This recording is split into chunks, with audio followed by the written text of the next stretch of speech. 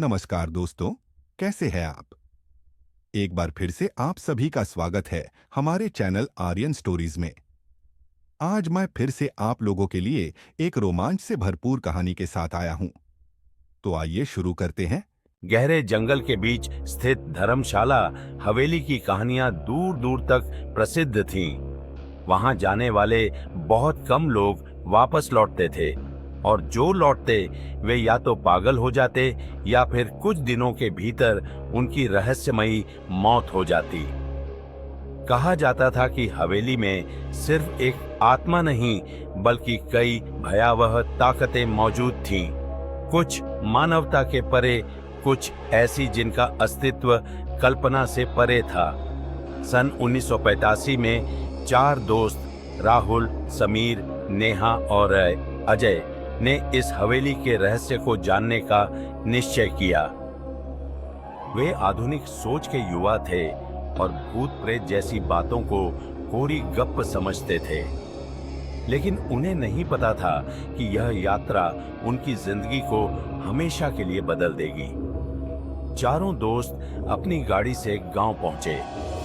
रात का समय था और पूरा गांव अजीब सी खामोशी में डूबा हुआ था। गांव के बुजुर्गों ने उन्हें आगाह किया, कभी भी कालेसर हवेली मत जाना, वहां सिर्फ मौत है। लेकिन राहुल ने हंसते हुए कहा, हम डरने वालों में से नहीं हैं। आधी रात के करीब वे चारों हवेली के विशाल फाटक तक पहुंचे। फाटक पर पुराने खून से सने हाथों के निशान थे। जैसे ही उन्होंने फाटक खोला, एक ठंडी हवा का झोंका उनके चेहरे से टकराया और उन्हें ऐसा महसूस हुआ मानो कोई अदृश्य ताकत उन्हें अंदर खींच रही हो। वे हिम्मत करके अंदर गए। हवेली में घना अंधेरा था और केवल उनके टॉर्च की रोशनी चमक रही थी। अंदर का माहौल अजीब था। सीलन भरी दीवारें, फर्श पर बिखरे हुए जानवरों की हड्डियां और कोनों में लटकते हुए जाले। हवा में किसी जलती हुई चीज की गंध थी। अचानक हवेली का मुख्य दरवाजा तेज आवाज के साथ खुद ब खुद बंद हो गया। हम फंस गए, नेहा चीख पड़ी। लेकिन अब उनके पास कोई और रास्ता नहीं था। वे एक बड़े हॉल में पहुंचे। दीवारों पर पुरानी पेंटिंग्स लगी थीं, लेकिन जब समीर ने उन्हें ध्यान से देखा तो उसके रोंगटे खड़े हो गए। पेंटिंग्स में बने चेहरों की आंखें घूम रही थीं। समीर ने बाकी दोस्तों को बताया, लेकिन किसी ने उसकी बात पर विश्वास नहीं किया। उन्होंने सोचा कि यह उसका भ्रम है, लेकिन तभी नेहा को लगा कि कोई उसके कंधे पर हाथ रख रहा है। वह तेजी से पलटी, लेकिन वहां कोई नहीं था। हमें यहां से निकलना चाहिए, नेहा ने घबराते हुए कहा। लेकिन तभी उन्हें ऊपर से किसी के चलने की आवाज सुनाई दी। कोई भारी कदमों से लकड़ी की पुरानी मंजिल पर चल रहा था। अजय ने हिम्मत करके सीढ़ियों की तरफ टॉर्च घुमाई और तभी उन्हें एक परछाई दिखी जो इंसान जैसी थी, लेकिन बहुत ही विकृत और लंबी थी। उसका मुंह नहीं था और वह धीरे धीरे उनकी तरफ बढ़ रही थी। वे डर के मारे एक कमरे में घुस गए और दरवाजा बंद कर लिया। कमरा किसी लाइब्रेरी जैसा था।